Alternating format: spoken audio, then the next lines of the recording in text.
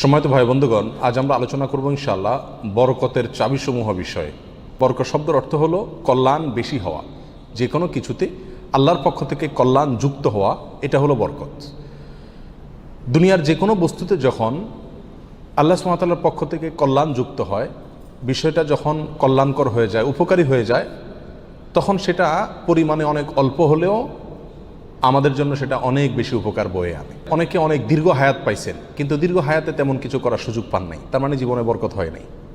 অনেকে প্রচুর পরিমাণ সম্পদ কামাই করেছেন, কিন্তু সেই সম্পদ থেকে কোনো হিসাব খুঁজে পাচ্ছেন না যে কোথায় কি করলেন, বরকত নাই। অনেকে দেখা যাচ্ছে যে অনেক কাজ করেছেন, কিন্তু ফলাফল দেখা যাচ্ছে খুব বেশি একটা দৃশ্যমান না, তার মানে বরকত নাই। এর বিপরীতে দেখা যায় একজন অল্প কামাই করছে, মাশাআল্লাহ, এর ভিতরে সে অনেক কিছু করে ফেলেছে। কারণ হলো তার এই কামাইতে কি ছিল? বরকত ছিল। এই কামাইতে আল্লাহ সুবহানাহু ওয়া তাআলার পক্ষ থেকে কল্যাণ ছিল। অতএব আমাদের জীবনে, আমাদের আমলে, আমাদের রুজিতে, আমাদের ইনকামে, আমাদের সন্তান সন্ততিতে, আমাদের সব কিছুতে আল্লাহ সুবহানাহু ওয়া তাআলার পক্ষ থেকে বরকত আসবে। বেশ কিছু আমল আছে, সে আমলগুলো করলে এগুলোকে আমরা এক কথায় বলতে পারি বরকতের 10টি চাবি। এই চাবিগুলো যদি আমরা ব্যবহার করি, তাহলে ইনশাআল্লাহ বিদিনিল্লাহ আমাদের জীবন বরকতময় হয়ে যাবে। তার ভিতরে 1 নম্বরের চাবি হলো বরকতের ঈমান এবং তাকওয়া। প্রিয় ভাইয়েরা, যখন ঈমান এবং তাকওয়া কারোর মধ্যে থাকে, তখন আল্লাহ সুবহানাহু ওয়া তাআলার পক্ষ থেকে বরকতের বারিধারা তার প্রতি বর্ষণ হতে থাকে। আল্লাহ সুবহানাহু ওয়া তাআলা কোরআন কারীমে বলেছেন, ওয়ালাউ আন্না আহলাল কুরা আমানু ওয়াত্তাকাউ লাফাতাহনা আলাইহিম বারাকাতিম মিনাস সামাই ওয়াল আরদ। যদি কোনো জনপদের লোকেরা ঈমান আনে এবং তাকওয়া অবলম্বন করে, তাহলে আমি আসমান থেকে এবং জমিন থেকে, উপর থেকে নিচ থেকে, উভয় দিক থেকে বরকতের সমস্ত দুয়ার খুলে দেব। সম্মানিত ভাইরা, এই জন্যই দেখা যায় সারা পৃথিবীতে অন্য ধর্মের মানুষেরা, অমুসলিমেরা কোনো কোনো দিক থেকে অনেক বেশি সুখে শান্তিতে আছে বলে আমাদের কাছে মনে হয়, কিন্তু আসলে সুখে শান্তিতে খুব একটা নাই। বিভিন্ন জরিপ বলছে সুসাইড বা আত্মহত্যার পরিমাণ তাদের মধ্যে বেশি। আত্মহত্যা মানুষ তখনই করে যখন সুখের চাইতে দুঃখের পরিমাণ বেড়ে যায়, কিন্তু মুসলমানদের মধ্যে আত্মহত্যার পরিমাণ অনেক কম। মুসলমানরা বেশিরভাগই গরিব, অভাবী, তারপরেও তাদের মধ্যে আত্মহত্যার পরিমাণ কম। এটা একটা আলামত যে তাদের জীবনে কি আছে? বরকত আছে। কারণ ঈমান সামান্য হলেও আছে। আর যার জীবনে ঈমান নাই, তাকে দেখবেন যে অনেক আট্টালিকাতে সে আছে, সুখে শান্তির অনেক উপকরণ তার কাছে আছে, কিন্তু আসলে সুখ শান্তিতে খুব একটা সে নাই। কারণ তার জীবনে কি নাই? বরকত নাই। এই জন্য কেউ যদি ঈমান আনে আর তাকওয়া অবলম্বন করে, এই দুটি জিনিস যদি কারোর ভিতরে থাকে, তাহলে আল্লাহ সুবহানাহু ওয়া তাআলার ওয়াদা হলো আসমান এবং জমিন থেকে বরকতের সমস্ত দুয়ারগুলো তার জন্য কি করে দেওয়া হবে? খুলে দেওয়া হবে। এই জন্য ভাই, ঈমানকে খালেস করতে হবে শিরক থেকে, কুফরি থেকে, নেফাকি থেকে। শিরক, কুফর, নেফাক, এগুলো থেকে ঈমানকে পরিচ্ছন্ন করতে হবে আর তাকওয়া অবলম্বন করতে হবে। তাকওয়া কি? তাকওয়া হলো আল্লাহর ভয়ে যে কোনো হারাম কাজ থেকে বেঁচে থাকা। আল্লাহর ভয়ে যদি আমি হারাম কাজ থেকে বেঁচে থাকার মানসিকতা আমার ভিতরে থাকে, যার ভিতরে যত বেশি থাকবে, আল্লাহ সুবহানাহু ওয়া তাআলা তার জীবনকে তত বেশি বরকতময় করে দিবেন। বরকতের 2 নম্বর চাবি হলো যে কোনো কাজের শুরুতে বিসমিল্লাহ বলা। যে কোনো কাজের শুরুতে কি করা? বিসমিল্লাহ বলা। নবী আলাইহিস সালাম বলেছেন, তোমাদের মধ্যে কেউ যখন খানা শুরু করে এবং সে যদি বিসমিল্লাহ বলে, তো শয়তান তার সাথে ওই খাবারে যোগ দিতে পারে না, ভাগ বসাতে পারে না। যেটুকু আছে সেটুকু তার জন্য কল্যাণ বয়ে আনে, কল্যাণ করা হয় খাবার। অনুরূপভাবে কেউ যদি বাসা বাড়িতে প্রবেশ করে, বিসমিল্লাহ বলে ঢুকে, তাহলে সেই ঢোকার সময় তার সাথে কি হতে পারে না? শয়তান যোগ দিতে পারে না।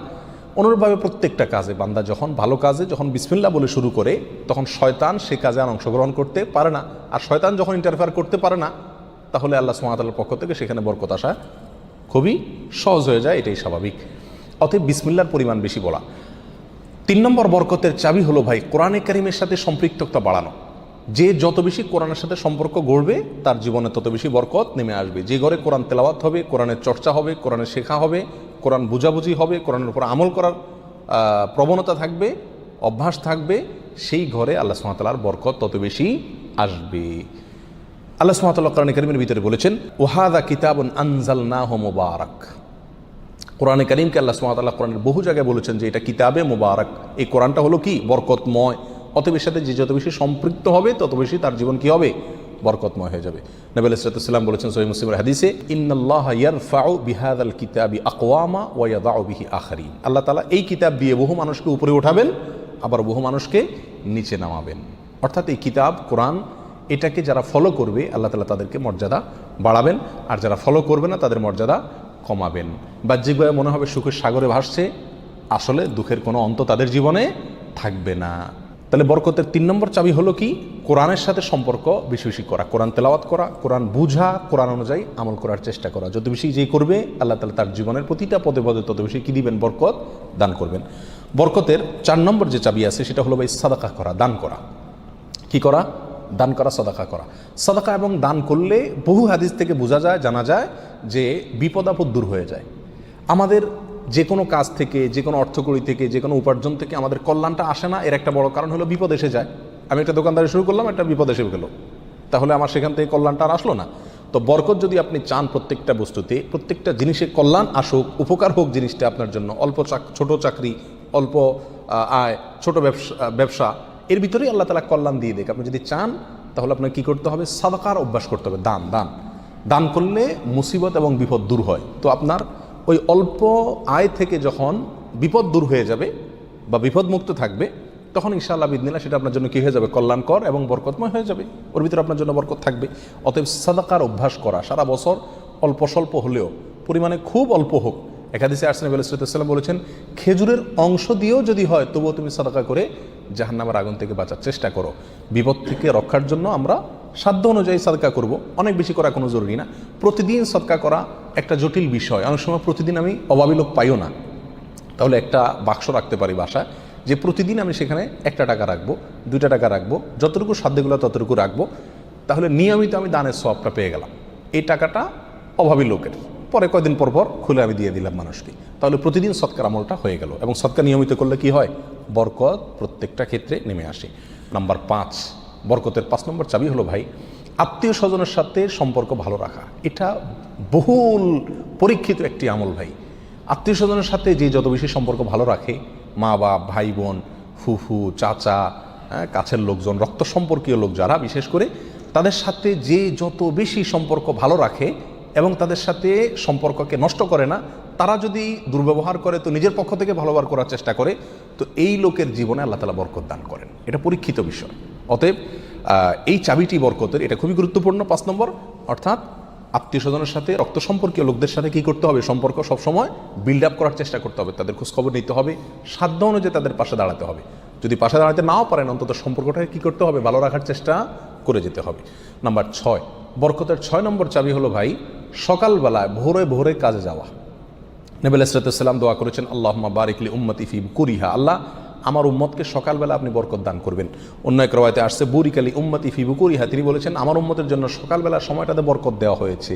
অতএব সকালের সময়টাতে আপনি ঘুমায় থাকেন, তাহলে বরকত কোত্থেকে আসবে? এই টাইমটাতে কাজ করতে হবে। এবং কিছু কিছু কাজ আছে, কিছু কিছু পেশা আছে যে সকালবেলা করার মতন, আপনি মার্কেটের দোকান আছে, সকালে ভোরে খোলার সিস্টেম নাই, তাহলে সেটা তো আপনি খুলবেন না। কিন্তু অন্তত তার প্রস্তুতি, প্রাক প্রস্তুতিগুলো সকাল থেকে হয়ে যাওয়া উচিত। এবং সকালের টাইমটা আসলে ঘুমের কোনো উপযুক্ত টাইম না। আপনি রাতে ভালো করে ঘুমান, বেশি করে ঘুমান, সকালে ঘুমাবেন না, দুপুরে ঘুমান, কিন্তু সকালে ঘুম এটা কোনো প্রশংসনীয় ঘুম নয়, স্বাস্থ্যের জন্য ভালো নয়, ইসলামী দৃষ্টি থেকেও খুব বেশি প্রশংসনীয় নয়। এই জন্য সকালবেলা যদি কাজে বের হওয়া যায় তাহলে ইনশাআল্লাহ জীবনে কি আসবে? বরকত আসবে। যে কাজই করেন আপনি সকালবেলা, সেই কাজে আল্লাহ তাআলা কি দিবেন? বরকত দান করবেন।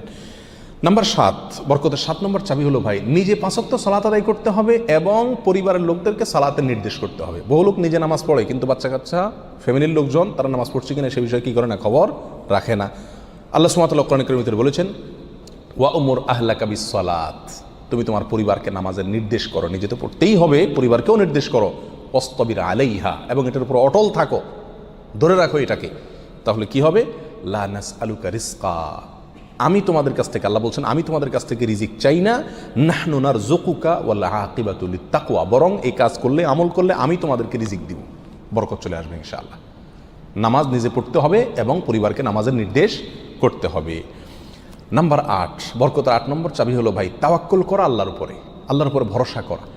মুমিন যত বেশি আল্লাহর উপরে ভরসা করবে, আল্লাহ তাআলা তত বেশি তাকে সাহায্য করবেন।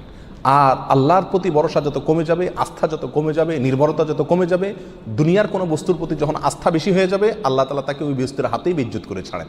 এটাই আল্লাহ সুবহানাহু ওয়া তাআলার সুন্নাহ। যার কারণে আল্লাহর প্রতি যে যত বেশি তাওয়াক্কুল করে, আল্লাহ তাআলা তাকে তত বেশি উদ্ধার করেন এবং সাহায্য করেন। বরকতের জন্য এটা একটা অন্যতম উপায়।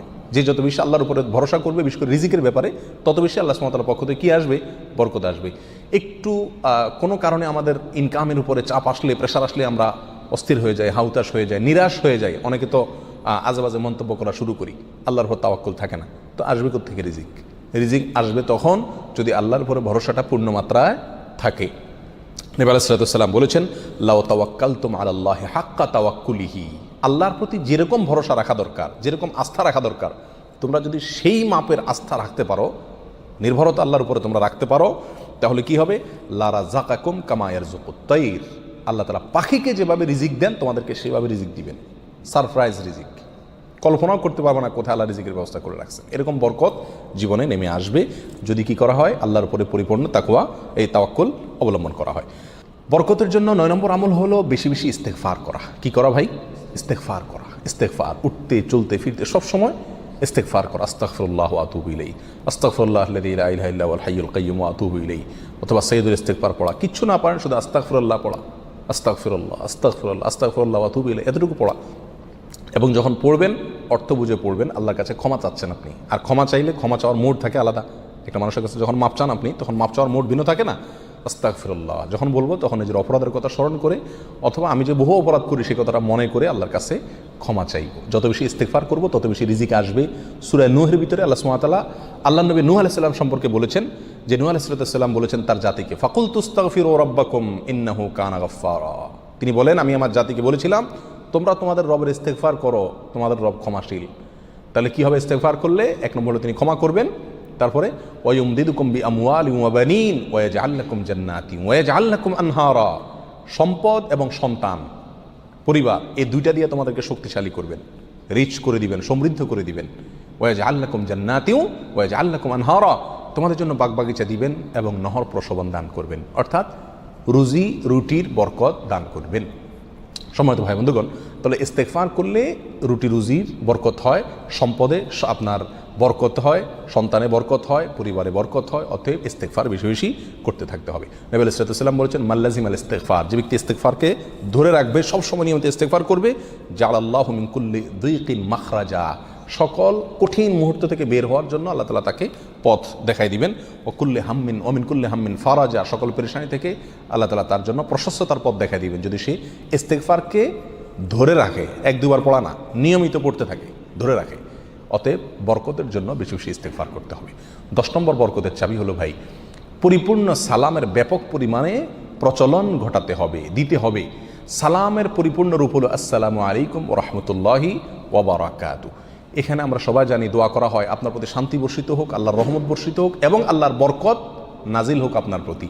তাহলে আপনি যখন কারোর প্রতি সালাম দিচ্ছেন, পূর্ণাঙ্গ সালাম, আসসালামু আলাইকুম ওয়া রাহমাতুল্লাহি ওয়া বারাকাতুহু, তার মানে আপনি কেমন যেন তার জন্য বরকতের দোয়া করছেন, শান্তির দোয়া করছেন। আর হাদিসে আসছে, কোনো মুসলিমের জন্য যদি আপনি বরকতের দোয়া করেন বা যে কোনো দোয়া করেন, তো ফেরেশতা আপনার জন্য দোয়া করে আল্লাহ এই বান্দাকেও আপনি দান করেন।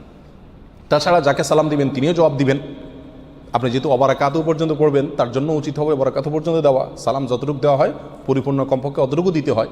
অতএব যত বেশি সালাম দেওয়া হবে তত বেশি ফেরেশতা আমার জন্য বরকতের দোয়া করবে, আর যাকে সালাম দিচ্ছি তিনিও করবেন। তাহলে সালামের প্রচলন ব্যাপক পরিমাণে যদি করতে পারি, তাহলে আমাদের জীবনে কি আসবে ভাই? বরকত নেমে আসবে। আর আগেই বলেছি, বরকতের অল্প বেবরকতের বহুর চাইতে উত্তম এবং শ্রেষ্ঠ। আল্লাহ তাআলা আমাদেরকে বরকতের সম্পদ দান করুক। অধিক সম্পদ নয়, বরকতের সম্পদ। আল্লাহ তাআলা আমাদের বরকতের সন্তান দান করুক। অধিক সন্তান নয়, বরকতের সন্তান। কল্যাণ যে সন্তানে আছে সেখানে অনেক বেশি হলো, কিন্তু কল্যাণ তার ভিতরে নাই, উপকারটা নাই, তাহলে এই বেশির কোনো লাভ হলো না। আল্লাহ তাআলা আমাদের গোটা জীবনকে, আমাদের উপার্জনকে, আমাদের সম্পদকে, আমাদের নেক আমলকে, আমাদের সন্তান সন্ততিকে, আমাদের পরিবারকে, পরিজনকে, আমাদের চিন্তা চেতনাকে, আমাদের সব কিছুকে আল্লাহ সুবহানাহু ওয়া তাআলা বরকতময় করে দিন। সব কিছুতে আল্লাহ তাআলা কল্যাণ এবং উপকারিতা প্রচুর পরিমাণে বৃদ্ধি করে দিন। জাযাকুমুল্লাহ ওয়া আখিরু দাওয়ানা আলহামদুলিল্লাহি রাব্বিল আলামিন।